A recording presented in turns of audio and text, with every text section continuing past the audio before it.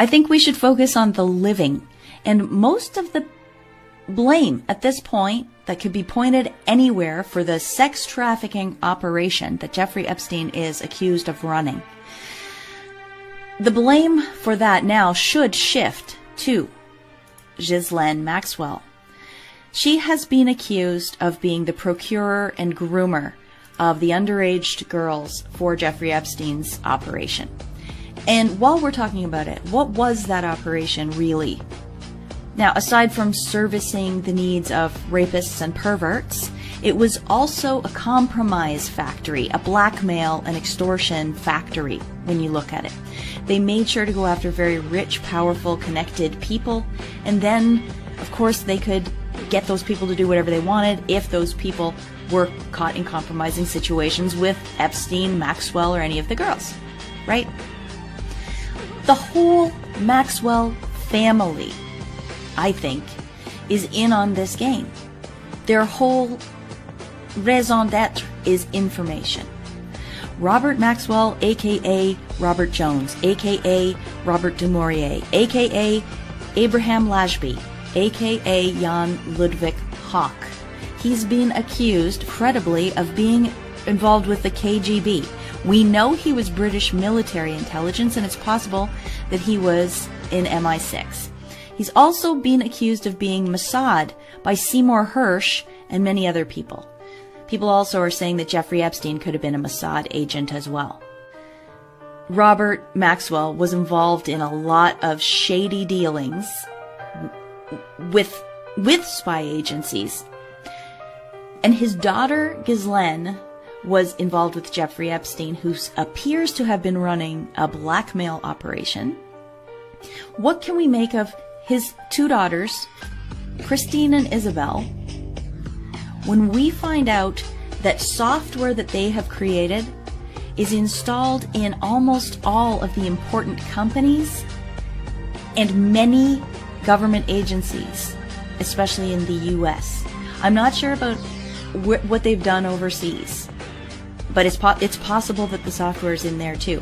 But you'll see as we go along that the penetration of Maxwell-linked software into our way of life and our most important systems is deep. It's very, very embedded in there. Now, I'm not alleging, I can't prove that there's anything wrong with what these women did. Illegally, so to speak. But, given the history of their family members, and as you'll see, given the connections with these software companies and who the players are, one can imagine that there might be backdoors in some of this software. And if so, this should alert everybody to how badly the U.S. has been compromised. I'd like to draw your attention to this, to 1999, when Gilead partnered with Hewlett-Packard. If we go back here to how globalists are e-managing us, it says that Gilead jumped from the shadows recently by announcing a $24.5 million investment from Hewlett-Packard Company. The two companies also formed a strategic alliance in which Gilead will use HP servers, while HP will explore how to use the startup's search technology in its products. HP will explore how to use Gilead's search technology in its products, its servers, HP-made servers. Now look at this. Carly Fiorina started as Chief Executive Officer for HP in 1999.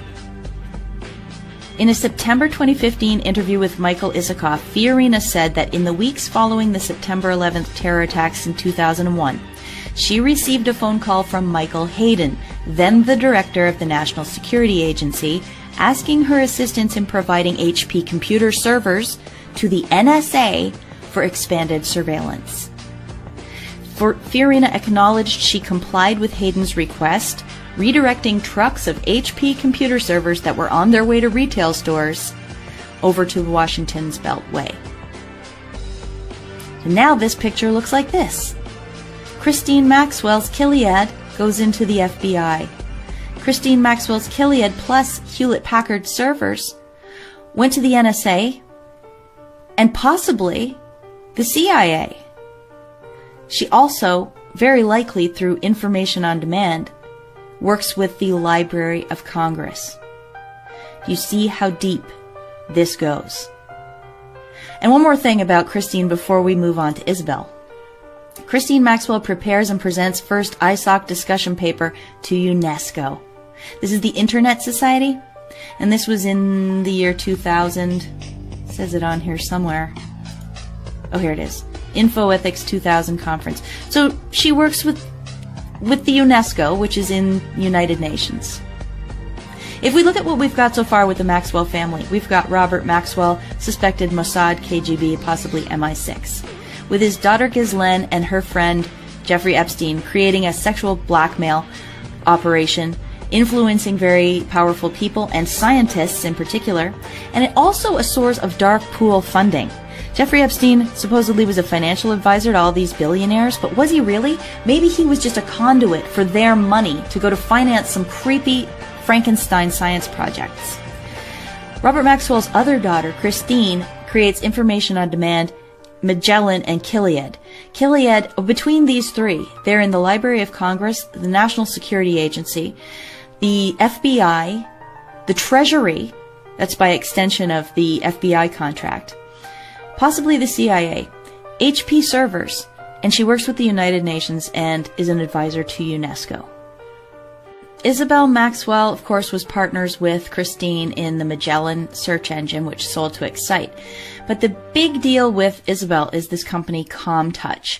Apparently, she was asked to be president of that company, I think 1997 or 1999. We'll get to it in a minute. In this article, Daughter of Invention in The Guardian in 2000, they talk about Isabel Maxwell coming on as president of ComTouch. Further in that article, we learn that the Israeli firm ComTouch came knocking on her door in 1997. The company was founded in 1991 by a group of technology-savvy former Army officers led by Gideon Mantell, a bomb disposal expert, it says here. And look how they try to make it all homey and nice. ComTouch was based in an old kibbutz chicken coop. Gideon, it says here, was co-founder and CEO of Financial Leverages Limited before he made ComTouch, and also served as the CFO of the Galley Group, one of Israel's largest consumer product companies. That's who he really is. In this article from 1999, we learned that companies and websites such as Excite, Discovery Channel, and Business Week pay ComTouch to provide email services to them, and they say that they're going to be working with Microsoft. Also, they say that Ericsson, the mobile phone maker, is going to be working with Microsoft to develop software to bring the internet features to wireless phones. This is back in 1999. In 2004, we noticed that ComTouch has moved into anti-spam software, and this is where they start to get into internet security, which becomes more and more important to their business. In 2013 article, we see that ComTouch has moved into Google. When one uses Google's Gmail, the email antivirus is integrated with ComTouch Software Development Kit, a set of software libraries which becomes integrated into Gmail software. So ComTouch was in with Google Mail, Gmail, in at least 2013, but we don't know how much earlier than that. Here they are explaining that ComTouch's stuff is in the cloud and it therefore can intercept things before they get to a customer's email. They of course bill this as anti-malware and anti-phishing measures. In this graphic, we see that they use URL filtering, which they say is for web security, parental control, business productivity, and that it's available for mobile devices. I'm just wondering what this might mean for control of information. Who is the one blocking the URLs? Of course they're going to say that it's user set. But what if it isn't? What if it isn't user set? These guys are providing the capability for censorship to all the big companies. They had a name change in 2014 to Siren. And as of 2019, these are the companies that it's working with. Some of the companies: Intel, Google, T-Mobile, Microsoft, Dell, Check Point, and more, of course. They say they have offices in McLean, Virginia, Israel, Germany, UK, and Iceland. Further in this article, we learned that in July 2017, the private equity firm Warburg Pincus announced it had acquired a 21.3% stake in Siren. Warburg Pincus. That's just a name that should raise a red flag. And finally, wrapping up, Isabel Maxwell. She's a member of the World Economic Forum. This is major transhumanist, globalist powerhouse. Robert Maxwell, suspected triple agent, his daughter and her partner Jeffrey Epstein, running a sex trafficking operation which was used to finance their science projects and compromise people who might otherwise stand in their way. I mean, for example, who knows if any of these organizations would have worked with Christine Maxwell and Gilead had there not been compromise on key figures involved, right? And then we have Isabel, who through her specialty multilingual listening device equipped email service, working with an Israeli firm, got into all of these companies, major companies, and more. And all of them have ties to these globalist organizations.